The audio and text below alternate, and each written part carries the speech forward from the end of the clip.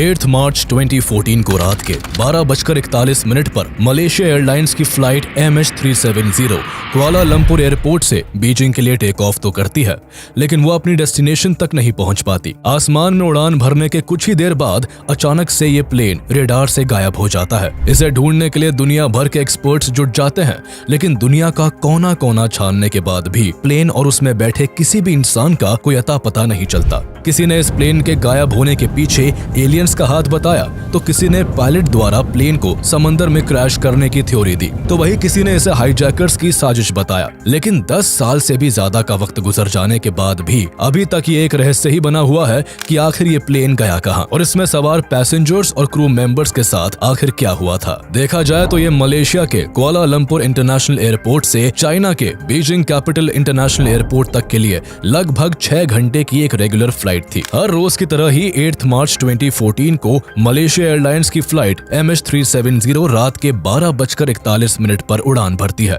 ये एक Boeing 777 plane था, जिसकी कमान को कैप्टन जाहिरी अहमद शाह और को पायलट फारिक अब्दुल हामिद ने संभाला हुआ था। और इस प्लेन में 10 क्रू मेंबर्स और 227 पैसेंजर्स मौजूद थे। सभी पैसेंजर्स और क्रू मेंबर्स में से ज्यादातर का ताल्लुक चाइना और मलेशिया से होता है। टेक ऑफ करने के कुछ ही मिनट के बाद प्लेन आसमान में 35,000 फीट की ऊंचाई पर पहुंचकर साउथ चाइना सी के ऊपर से वियतनाम के डायरेक्शन में उड़ने लगता है। प्लेन का ट्रांसपॉन्डर लगातार अपनी करंट GPS लोकेशन को Malaysia air traffic control tower के रेडार तक पहुंचा रहा था और अभी तक सब कुछ डेली रूटीन के हिसाब से ही हो रहा था। रात के 1:19 पर यानी 38 मिनट तक हवा में उड़ने के बाद flight MH370 Malaysian air space से निकलकर वियतनाम के एयर स्पेस में दाखिल होने वाली थी। अब इसके बाद प्लेन को मलेशिया की जगह वियतनाम के हो ची मिन कंट्रोल टावर से कांटेक्ट में रहना था। इसी वजह से कुआलालंपुर का air traffic control captain Zaharie Ahmad Shah से कम्युनिकेट करके कहता है, Malaysian 370 contact Ho Chi Minh 120.9.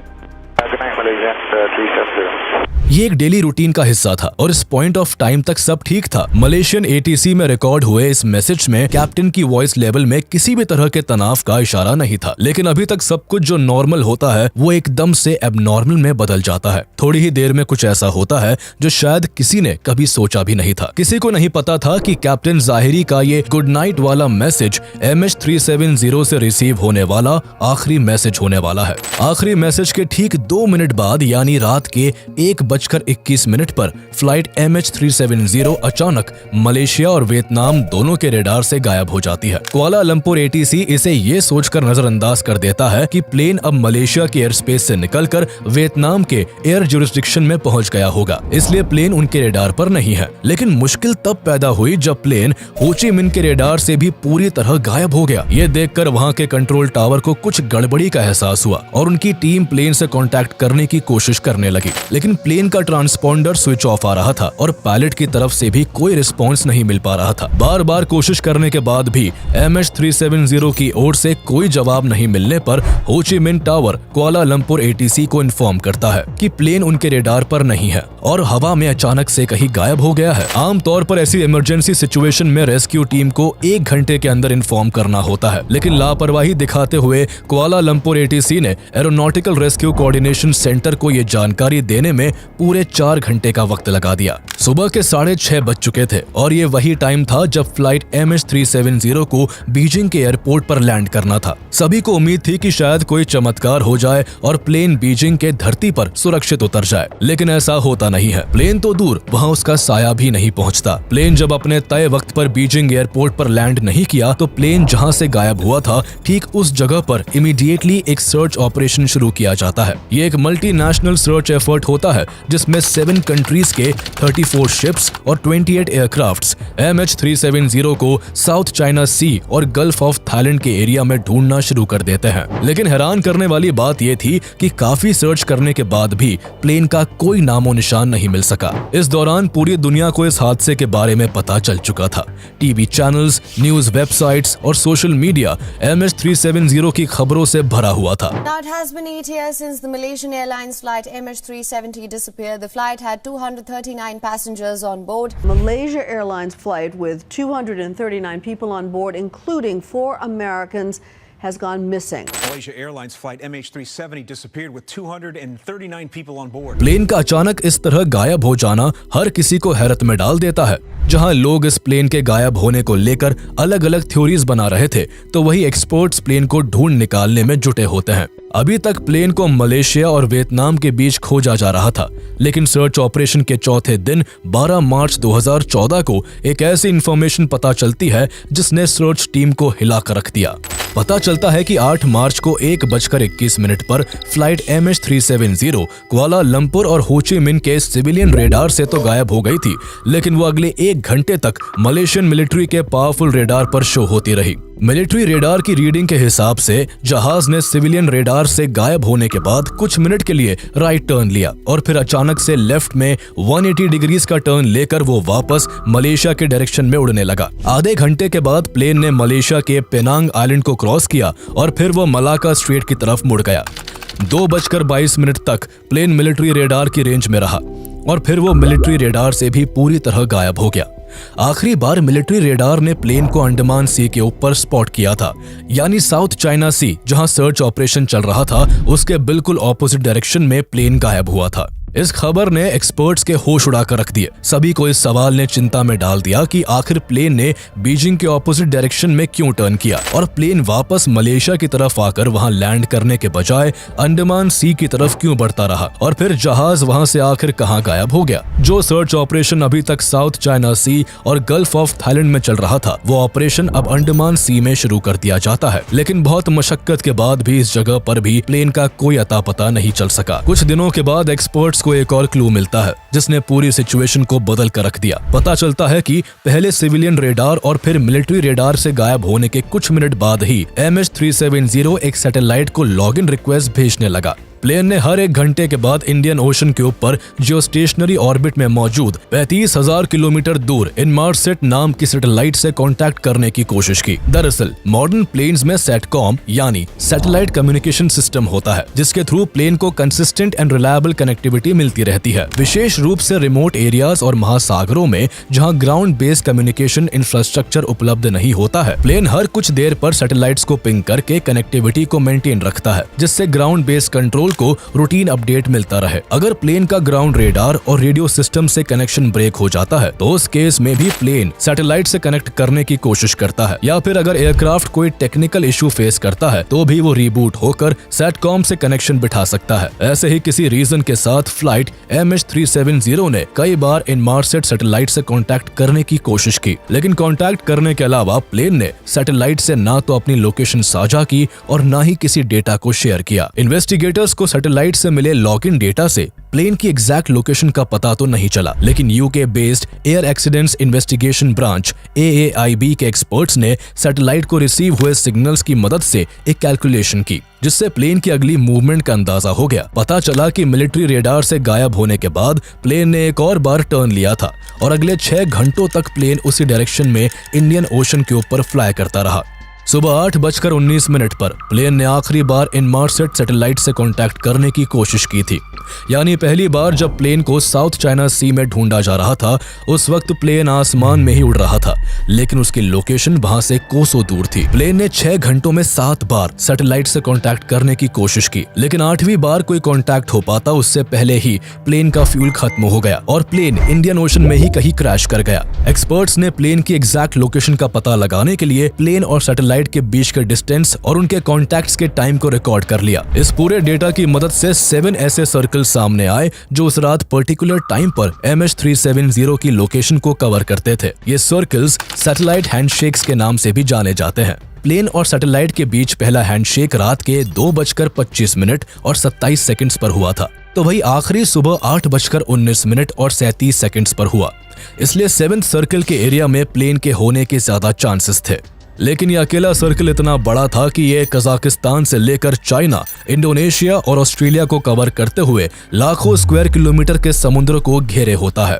इतने बड़े एरिया में प्लेन को ढूंढना लगभग नामुमकिन था, इसलिए एक्सपर्ट्स ने प्लेन की स्पीड, फ्यूल और बाकी सभी फैक्टर्स को कंसिडर करते हुए आखिरी सर्किल पर एक शेडेड एरिया आइडेंटिफाई किया, जिसको 7th आर्क का नाम दिया गया। इन्वेस्टिगेशन के अनुसार प्लेन सदर्न इंडियन ओशन के अंदर ऑस्ट्रेलिया के 2500 किलोमीटर साउथ वेस्ट में इस 7th आर्क के एरिया में ही कहीं हो सकता था। इस आर्क को डिफाइन करने के बाद सर्च जोन थोड़ा नैरो जरूर हो गया था, मगर ये 7th arc southern Indian ocean के एक ऐसे हिस्से में है जिसे पहले कभी ज्यादा एक्सप्लोर नहीं किया गया। इंसान ने कितनी भी तरक्की कर ली हो, साइंस और टेक्नोलॉजी कितनी ही एडवांस क्यों ना हो गई हो, लेकिन सच तो यही है कि अभी तक हम समुद्र के केवल 5% हिस्से को ही एक्सप्लोर कर पाए हैं। इस सच को जानते हुए भी MH370 को ढूंढना बहुत जरूरी था। जब तक प्लेन और उसका ब्लैक बॉक्स नहीं मिल जाता, तब तक प्लेन के गायब होने की वजह का पता नहीं चल पाता। इसलिए पुअर वेदर और डेंजरस लोकेशन के चैलेंजेस के बावजूद लाखों स्क्वायर किलोमीटर के समुद्री हिस्से को घेरे हुए 7th आर्क में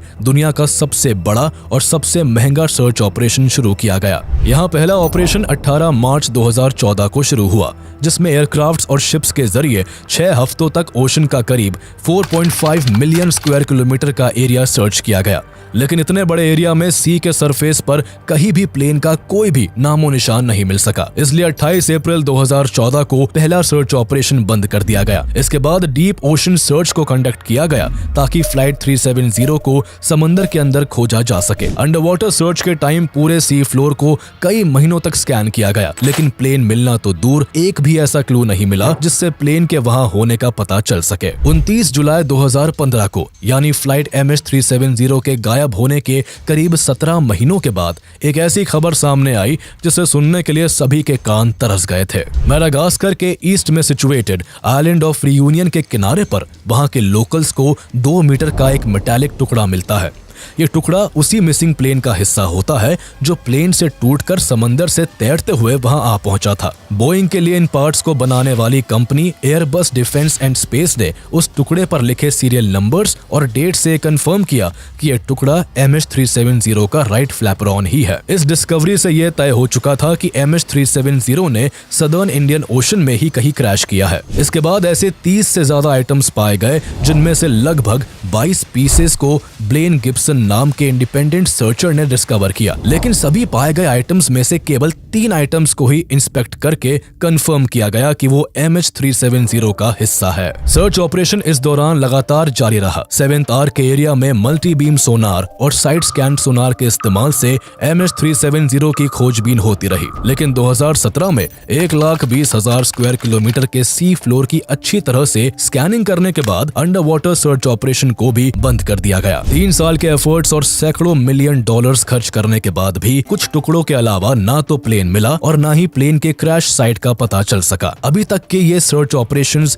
मलेशियन गवर्नमेंट की रिक्वेस्ट पर ऑस्ट्रेलिया के Australian transportation safety bureau ATSB के नेतृत्व में किए जा रहे थे, जिसमें ऑस्ट्रेलिया समेत और भी कई देशों के एयरक्राफ्ट्स, शिप्स और सबमरीन्स ने कंट्रीब्यूट किया था। यह ऑपरेशन एविएशन हिस्ट्री का सबसे लंबा और सबसे महंगा सर्च ऑपरेशन था, लेकिन अनसक्सेसफुल होने के बाद आखिरकार इस ऑपरेशन को भी रोक दिया गया। इस पूरे ऑपरेशन के दौरान ऑस्ट्रेलियन ओशनोग्राफर डॉक्टर डेविड ग्रिफिन अपनी एक अलग ही रिसर्च में लगे हुए थे। जब प्लेन का पहला टुकड़ा MH370 का राइट फ्लैपरॉन आइलैंड ऑफ रियूनियन पर मिला, तब से ही डेविड ने अपनी रिसर्च शुरू कर दी। उन्होंने किसी दूसरे प्लेन के फ्लैपरॉन का इस्तेमाल करते हुए उसे ओशन में फेंककर पूरे सीन को रिक्रिएट करने की कोशिश की। इस तरह वो फ्लैपरॉन की जर्नी को ट्रैक करते हुए MH370 की क्रैश साइट को पिन पॉइंट करना चाहते थे। उन्होंने इस एक्सपेरिमेंट के जरिए ड्रिफ्टर डेटा का इस्तेमाल करते हुए उस पिन पॉइंट लोकेशन को डिस्कवर कर लिया, जहां से MH370 के फ्लैपरॉन ने आइलैंड ऑफ रियूनियन तक पहुंचने में 500 दिन का समय लिया था। ये लोकेशन सदर्न इंडियन ओशन में 7th आर्क के एरिया के अंदर ही 35 डिग्री साउथ में थी। अंडर वाटर सर्च के दौरान ये 35 डिग्री साउथ वाली लोकेशन को चेक नहीं किया गया था। इस वजह से डॉक्टर डेविड ग्रिफिन की इस थ्योरी के बाद बहुत उम्मीद लगाई जाने लगी कि क्रैश्ड प्लेन इसी जगह पर हो सकता है। लेकिन मलेशिया और ऑस्ट्रेलिया द्वारा सर्च ऑपरेशन अब तक बंद किया जा चुका था, जिस वजह से डेविड की पिन पॉइंट लोकेशन पर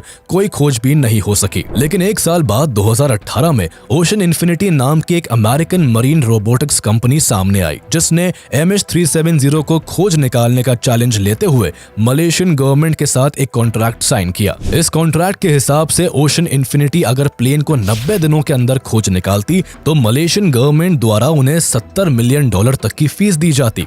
लेकिन अगर ओशन इन्फिनिटी प्लेन को ढूंढने में असफल रही तो उसे कोई भी फीस न देने की बात तय हुई। इससे पहले ऑस्ट्रेलियन ATSB का सर्च ऑपरेशन फेल हो चुका था। इसके बावजूद पूरा रिस्क लेते हुए ओशन इन्फिनिटी ने अपना सर्च ऑपरेशन शुरू किया। इनके पास बहुत ही advanced under water surveillance vehicles थे जिनकी मदद से इन्होंने ओशन के फ्लोर की अच्छी तरह से मैपिंग करना शुरू किया। इस बार ओशनोग्राफर डॉक्टर डेविड ग्रिफिन का बताया गया 7th आर्क में 35 डिग्री साउथ का एरिया भी चेक किया गया। 1,12,000 स्क्वायर किलोमीटर के ओशन फ्लोर को सर्च करने के दौरान ओशन इन्फिनिटी को अपने एडवांस इंस्ट्रूमेंट्स के जरिए समंदर के अंदर बड़ी बड़ी चट्टानों से लेकर वोल्केनोस तक मिले। लेकिन अगर कुछ नहीं मिला तो वो थी MH370। 5 महीनों की मशक्कत के बाद ओशन इन्फिनिटी का ये ऑपरेशन भी फेल होकर बंद हो गया। एक और जहां MH370 को ढूंढ निकालने में एक के बाद एक कई सर्च ऑपरेशंस नाकाम हो रहे थे, तो वहीं इन सब के बीच सोशल मीडिया पर इस प्लेन को लेकर नई नई थ्योरीज बन रही थी। सभी उलझनों को दूर करने के लिए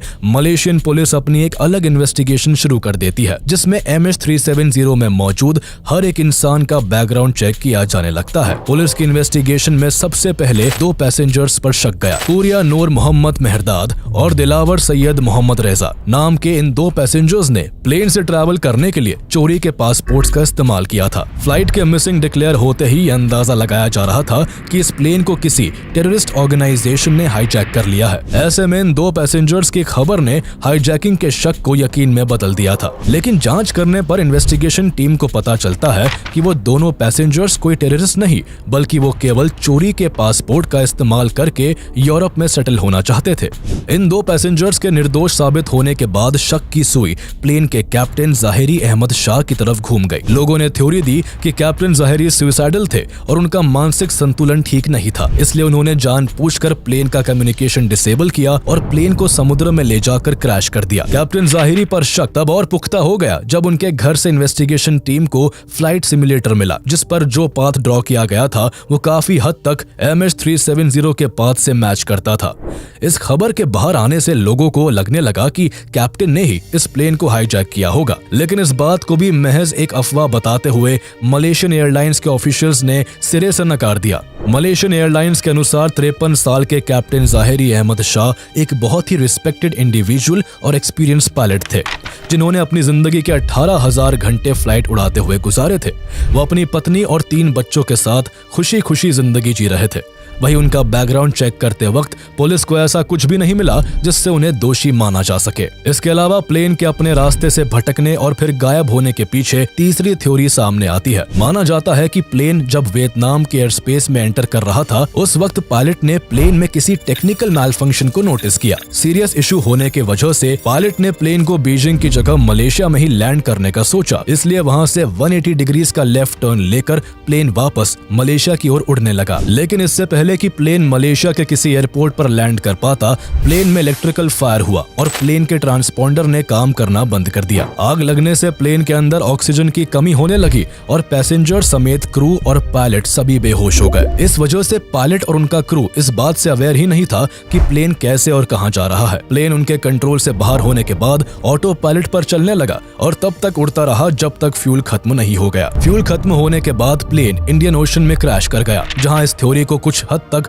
एक्सेप्टेंस मिलती है तो वही कुछ थ्योरीज के हिसाब से MH370 क्रैश ही नहीं हुआ था। गुजरते वक्त के साथ MH370 के गायब होने को लेकर नई नई थ्योरीज बनती गई। कई सर्च ऑपरेशंस हुए लेकिन प्लेन का कोई सुराग नहीं मिल सका। हालांकि 2022 में एक British retired aerospace engineer Richard Godfrey ने दावा किया कि वीक सिग्नल प्रोपगेशन रिपोर्ट यानी WSPR के डेटा एनालिसिस के जरिए उन्होंने प्लेन की एग्जैक्ट लोकेशन का पता लगा लिया है। हैरानी की बात यह है कि रिचर्ड ने जो लोकेशन बताई वो भी इंडियन ओशन के उसी 7th आर्क के एरिया में मौजूद है जहां सालों तक सर्च ऑपरेशन किया जा चुका है। पर यहाँ रिचर्ड का मानना है कि समुद्र में 4000 मीटर नीचे अगर उनकी बताई गई पिन पॉइंट लोकेशन पर सर्च किया जाए तो प्लेन का मलबा मिल सकता है। लेकिन मलेशियन अथॉरिटीज ने रिचर्ड के एनालिसिस को कंसिडर ना करते हुए फिर से कोई सर्च ऑपरेशन स्टार्ट करना जरूरी नहीं समझा। इस तरह 10 साल बीतने के बाद भी अभी तक एग्जैक्टली ये नहीं पता चल पाया है कि आखिर 8 मार्च 2014 की रात MH370 के साथ क्या हुआ था। दुनिया भर के एक्सपर्ट्स और एडवांस टेक्नोलॉजी के द्वारा MH370 के डिसअपीयरेंस की मिस्ट्री को आज तक सॉल्व नहीं किया जा सका है। सैकड़ों थ्योरीज, मीडिया की मिसगाइडेड स्टेटमेंट्स और सालों से हो रही इन्वेस्टिगेशंस के बीच सबसे ज्यादा परेशान और दुखी विक्टिम्स की फैमिलीज को ही होना पड़ा। ये पहली बार था जब बिना किसी एविडेंस के केवल अजम्पशन के बेस पर 239 लोगों को मृत घोषित कर दिया गया। कुआलालंपुर से निकलने और लगभग 40 मिनट के लिए सही दिशा में उड़ने के बाद MH370 में आखिर क्या हुआ था, इसका असली सच उस फ्लाइट और उसमें सवार उन 239 लोगों के साथ ही लुप्त हो गया।